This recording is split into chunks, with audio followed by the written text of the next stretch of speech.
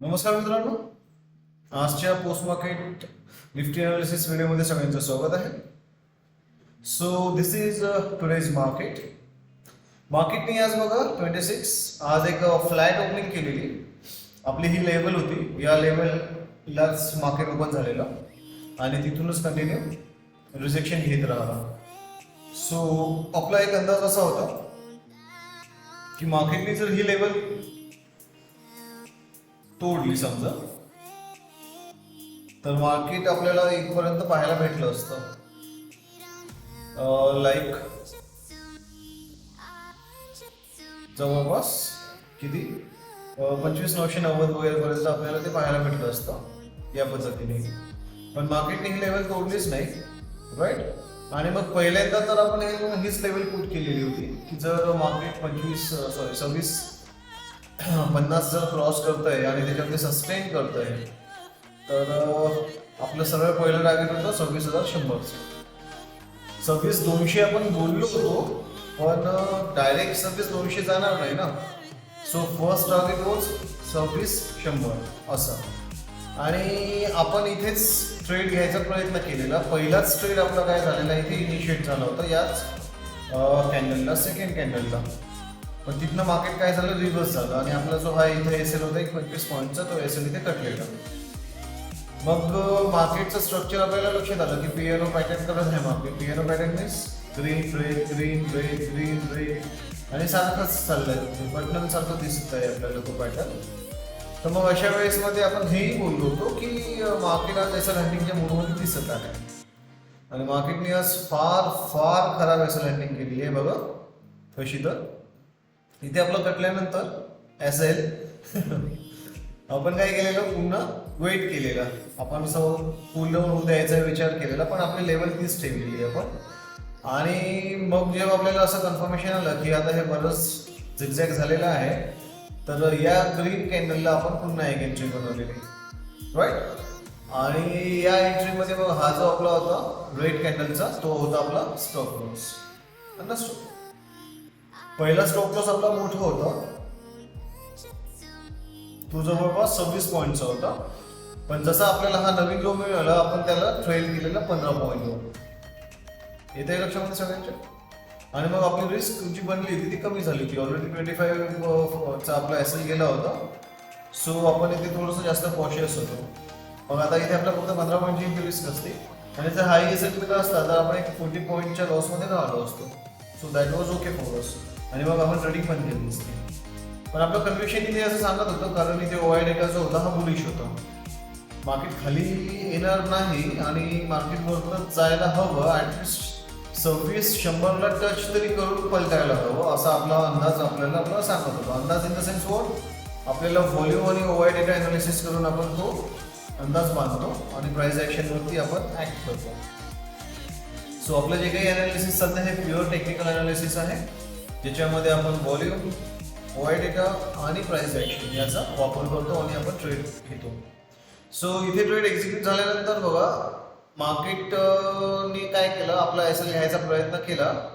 आणि मी जसं सांगितलं की आपला एसएल इथे होता पहिले, तर या ग्रीन कॅन्डलने आपला एसएल टच केला असता जर आपण इथेच लगेच हे आलो असतो तर. पण आपण तसं करत नाही.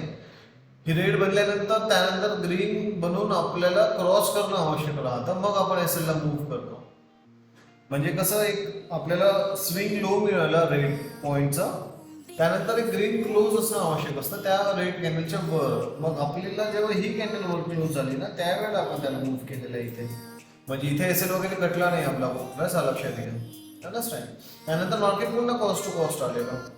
मग थोड्या वेळासाठी असं वाटतं की फालतून झालं, आपण इथे प्रॉफिट बुक करून घ्यायला पाहिजे होतं. आपल्याला काही 20 पॉईंट मिळाले असते तर आपण ते प्रॉफिट घ्यायला हवं होतं. पण आपल्याला आपली जी ट्रेडिंग स्टाईल आहे ती सांगत होती बघा 20 पॉईंट्स आहे इथे, की आपण वी शुड होल्ड, कारण मार्केट काय करेल, आणखी एक लो बनेल आणि मग जाईल वरती.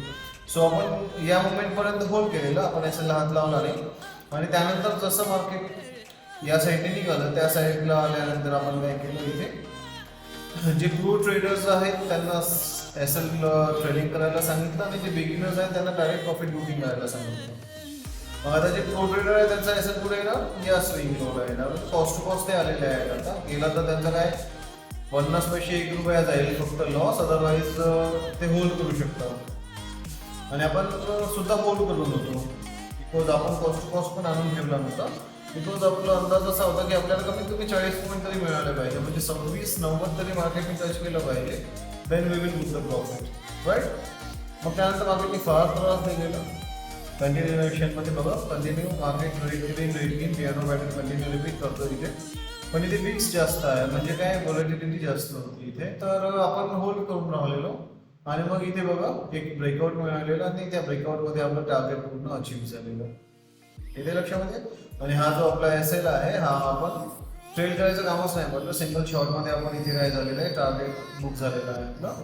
आणि ट्रेडिंग केली असती तर मग आपण हा एसएल जो इथून आहे हा इथे आणला असता, इथे आणला असता, इथे आणला असता, इथे आणला असता, अंडरस्टँड. आणि टार्गेट आपण लावून ठेवलं नाही तर आपण एक जवळपास किती पॉईंट बुक केले असते ट्रेडिंग जर केलं असते तर एक अराउंड आपण नाही म्हटलं तरी आपण काढले असते याच्यामध्ये 43 पॉईंट वगैरे, म्हणजे 40 पॉईंट निघाले असते. So this was our analysis today and we hit our target. 15 पॉईंटच्या अगेन्स्टमध्ये आपल्याला 60 पॉईंट मिळालेले आहेत. आपण बघा इथे मेन्शन पण केलं होतं की 1:1 आणि 1:2 प्रॉफिट रनिंग आहे म्हणून. आता जर प्रॉफिट रनिंग असेल तर आपला नियम काय बनतो,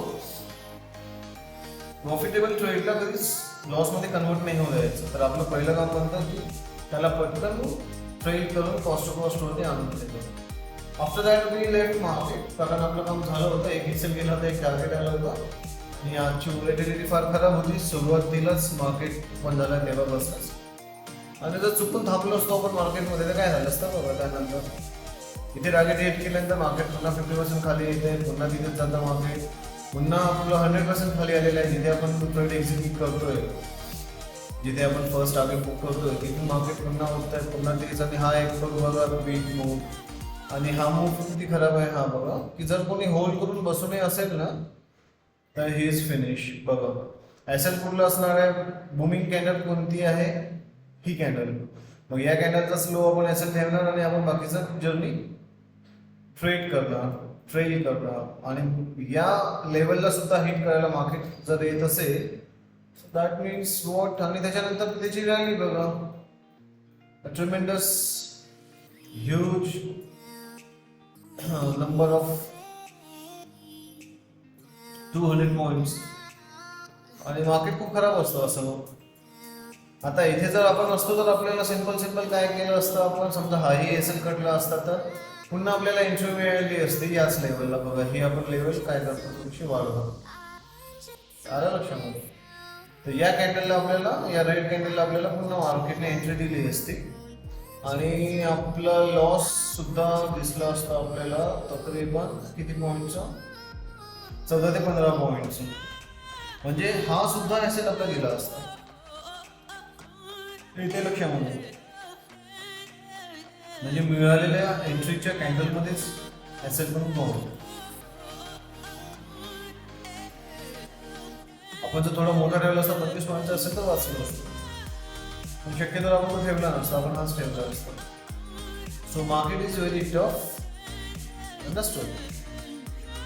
आणि जेव्हा हा मूव आलेला आहे, मार्केटने इथे सगळ्यांना ट्रॅक केलेला आहे, तर आपली नेक्स्ट एंट्री जर आपण इथे असतो तर आपण इथे बनवण्याचा प्रयत्न केला असता. ही जी कॅन्डल दिसते ना पूर्ण या कॅन्डलच्या क्लोजिंग वरती, राईट. आणि आपला एसएल राहिला असता, पुन्हा मोठा एसएल बनला असता. ही जी ग्रीन कॅन्डल आहे म्हणजे 22 पॉईंटचा पुन्हा एसएल बनला असता आणि आपण मग त्याला ट्रेड करत असतो. म्हणजे 22 पॉईंटमध्ये 1:1 आपल्याला मिळालं असतं लगेच, आणि मग आपल्याला थोडा वेट करावं लागलं असतं आणि मग आपल्याला डायरेक्ट 1:5 टार्गेट मिळालं असतं. आता 1:5 मध्ये आपण काय केलं असतं, एसएल आपला ट्रेड केला असता, इथे आणून ठेवला असता तो एसएल, राईट. आणि त्यानंतर मग पुन्हा ट्रेडिंग करत गेलो असतो आपण, तर डेफिनेटली इथे आपला कटला असता एसएल. जर कोणी वरतीच बुकिंग केलं असतं तर तो भाग वेगळा या लेवलला. पण जेव्हा आपण ट्रेडिंग करत येत आहेत आपल्याला माहित नाही राहत ना कुठली कॅन्डल बसवणार आहे, तर आपल्याला इथे आपण बुक करू शकलो असतो. सो वी कुड have got near by 120 points आपण इथे काढले असते, बट इट्स ओके. पुन्हा तेच एक SLG ला एक टार्गेट आला तर आफ्टर दॅट तुम्ही मार्केटमध्ये जास्त थांबण्यात काही मतलब नाही म्हणून so we left. So that's it. This was today's analysis. आता उद्या मार्केट काय करेल तर हे बघायचं असेल आपल्याला तर सिंपल आहे. लेवल आपल्याला ह्या कट कराव्या लागतील आणि नवीन लेवल्स आपल्या कुठल्या बनतात त्या पाहाव्या लागतील. तर ह्या लेवल्स तर आहेतच. पुन्हा लेवल बनत आहे आपल्याकडे. आता आपल्याकडे ऑल टाइम हाय आहे. उद्या मार्केटमध्ये ओपन होतं माहिती नाही आपल्याला. याच लेवलमध्ये ओपन होईल. सध्याला बुलिश मोमेंटम दाखवत आहे. 26,200 ला पुट रायटर आणि कॉल रायटर याच्यामध्ये बघा तुम्ही फक्त 10 लाखाचा डिफरन्स आहे. तर हा डेटा बदलून जाईल उद्या मॉर्निंगला. मॉर्निंगला फ्रेश आपल्याला बघावं लागेल काय आहे तर सी आणि त्यानुसार आपल्याला ट्रेडिंग करावं लागेल. तर लाईव्ह मार्केटमध्ये चला. प्रॉपर ट्रेडिंग शिकायची असेल तर चॅनलला लाईक करा, शेअर करा, सबस्क्राईब करा. थँक्यू.